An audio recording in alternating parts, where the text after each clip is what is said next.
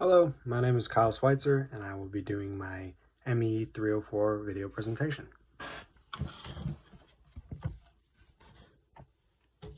Okay, so in this problem we're given a strain rosette and we are given that the material, it is given that the material is 6061 T6 alloy aluminum.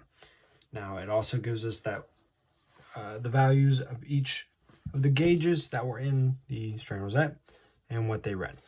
So in the problem, it is given in inches per inch. I just used micro just to simplify things a little bit.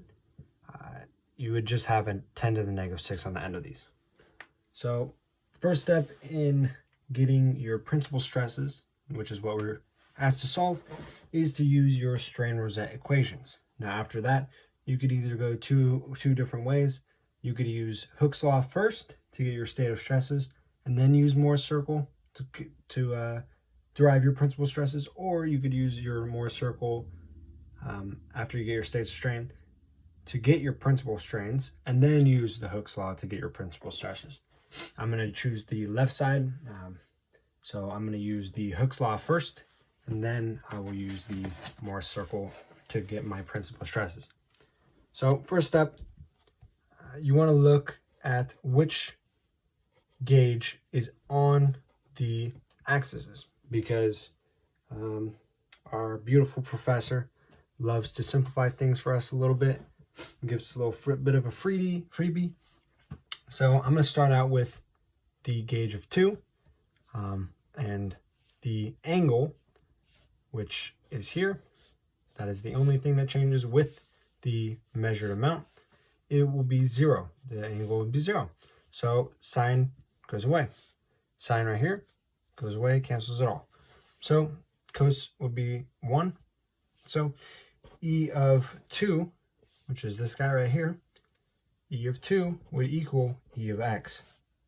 So E of x is equal to 400 microinches per inch. Okay, so that is our first known value. Now we use the same equation for E1 and E2, and for time purposes, I'm just going to write in the value, but it would be negative 150 microinches per inch is equal to 400, which we just got, cos squared of, and because we're doing E1 is down here, you could either use 285 degrees, which is the correct, it is the correct assumption. You go from X and you rotate counterclockwise, but I'm just going to use negative 75 because it gives you the same value and it saves me a little bit of space. So then you just add on EY, which is our first unknown, sine squared of negative 75, plus, and I'm just going to go down because I'm going to run out of space, plus the shear strain, cos of negative 75, sine of negative 75. Okay. Now, when you solve this out, you have two unknowns, and you end up getting negative 176.79 microinches per inch equals EY, which is strain in the Y, times 0.93 minus shear strain times 0.25. So that is our first equation. Now we do the same thing except for E3, which is positive 75. So the only thing that changes is the theta and the value. So we get 250 microinches per inch, and I'm going to write this a little bit to the left so that I don't run out of space on this one. That equals 400 microinches per inch cos squared of 75 plus EY times sine squared of 75 plus shear strain times cos of 75 sine of 75. And simplify this out, we get our second equation, which is equal to 223.21 microinches per inch equals EY times 0.93 plus shear strain times 0.25. And this is just pretty easy to see. Cos squared is the same thing as cos squared. Sine squared is the same thing as sine squared. It's pretty much the same values. That's how you get the same values for here. And then the negative just comes from the fact that one of these will be negative and both of these are going to be positive. So then this is our second equation. So then you just use elimination on both of these guys to get rid of EY, strain the Y, and you can solve for shear strain. Shear strain ends up coming out as 800 microinches per inch. And I'm just going to have to ask you to trust my arithmetic, even though I might be wrong. Anyone might be wrong. But then that's the value I got. And solving for EY, plugging that back into one of the either equations, you get 24.9 microinches per inch. And I made a mistake, sorry. This would be microradians. Okay. So now we got our state of strains. Now we can use generalized Hooke's law to get our state of stresses. So I'm going to go ahead and change over the page just so I can keep everything on a simple page, keep the steps in order. Okay. So I'm going to rewrite down the problem, rewrite down the values I have. 400 microinch per inch, 24.9 microinch per inch, and 800 microradians. Okay, so we were asked for the 6061 T6 aluminum, and this material has a modulus of elasticity, that's an M, not an E, sorry, a modulus of elasticity, a modulus of rigidity, and Poisson's ratio, that is a V. Okay. We can find these values in the back of the book. However, I'm not going to show you that, obviously. But these are the values that I found for 6061 T6 aluminum. And that's the alloy. Okay, so now we can use the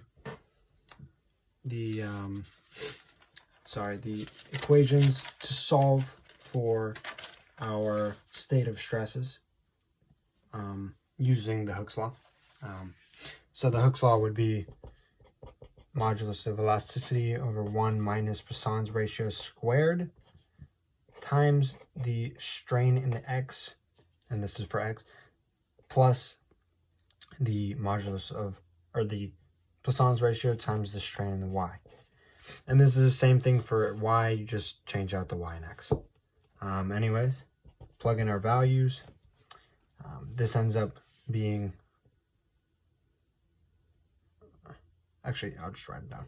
10.1100, 1 minus 0.33 squared times EX, which is 400, and this is when we bring back our 10 to the negative 6th, plus 0.33 times 24.9 times 10 to the negative 6th, and that comes out to be 4.6 KSI.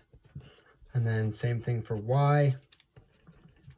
It's the exact same thing, except you switch around this number and this number. Just for time's sake, I'm not going to show it because I know you know how I know how to do it just based off this one. So actually, I'm just going to write it below. This is equal to 1.78 KSI. Okay. And then finally, our shear stress is equal to the modulus of rigidity times the shear strain, and that would be equal to 3,700 times 800 times 10 to the negative 6, and that would be equal to 2.96 KSI. Okay, so now we have our state of stresses, and now we can use Moore's circle to solve for our principal stresses. Okay, so we're going to plot this out.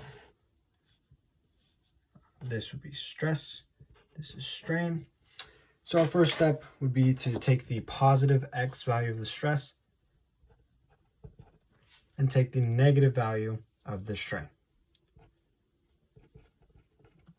And there's our first point. Second is the positive value of y and the positive value of strain. And there's our second point. Second step in Moore's circle is to find the average stress, which would be 3.19. That's pretty simple to find the midpoint. And then we can go ahead and draw our circle.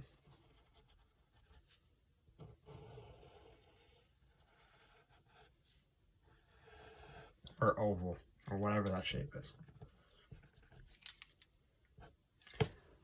And this is pretty nice. Moore's circle is just a way to solve for any cut plane, including the principal. And so our next step would be to try and find the radius of this. And to put this in terms of equation basis, let's see here. It's the same thing as using this equation. I'll write it here. I'll write it here. And this is the principal stresses. And this would be equal to the average of y, or average stress, plus or minus the square root of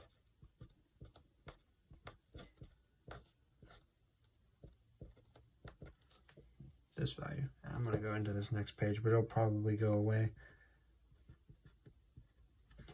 Okay, so this ends up being our radius, and this ends up being the midpoint. So we're solving for this using the Moore circle. However, there's a simple way to use this equation to solve for the same thing. But that's not how we're asked to solve for it, so I'm going to just go ahead and cancel that out. I just wanted to make sure you knew that I knew where they're coming from. Okay, so solve for this radius, which will be this value here. We would have to go ahead and take the height of the triangle, or actually we're just using Pythagorean theorem. You know how to use it. 2.96 squared, and the length from here to here ends up being 1.41 squared. Square root it. That would be r, and r ends up being 3.28. This is also equal to T max, which is one of the values that we need. So we can go ahead and immediately say that the shear max is 3.28 KSI. To solve for the first one, we have the midpoint, 3.19, minus, actually plus for the first, that's where the plus and minus comes from, plus the radius, which is 3.28, which is equal to 6.47 KSI. And for the shear stress, or principal stress 2, you take the midpoint and you subtract the radius, and you will get negative 0.09 KSI. And there is your principal stresses and your shear max. And this is actually equivalent to this value here for 6.47 and negative 0.09 for here. Thank you for watching, and yeah.